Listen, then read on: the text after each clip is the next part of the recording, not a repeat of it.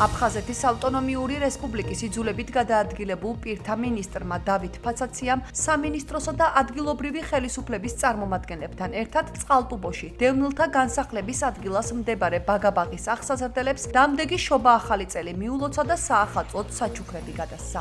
წყალტუბოს 24 ბაღის აღსაზრდელებს მიულოცეთ ახალი წელი, საჩუქრები დაურიგეთ და საოცარი ბაღია, საოცარი პირობებია, რომელთაც ალბათ ვიამაყებს ყველა აფხაზეთელი. ძალიან დიდი წარმატება და ბედნიერება უნდა უსურვო ყველა მათ პედაგოგებს, აღსაზრდელებს და მშობლებს განსაკუთრებით იმისთვის, რომ ესეთი სილამაზი და საოცარი განწყობა შექმნეს ამ ბავშვებმა და ერთმანეთს მალე სოხუმში აგვეშენებინოს ესეთ ლამაზი ბაღები. მიულოცეთ ბავშვებს შობა ახალი წელი და გადავეცით დევნილების სამინისტროდან საახალწლო საჩუქრები. განსაკუთრებული მადლობა მინდა მოუხადო დევნილთა მინისტრ ბატონ დავითს ესეთი გულისხმიერებისთვის, ჩემი აღსაზრდელების დაფასებისთვის, გახარებისთვის.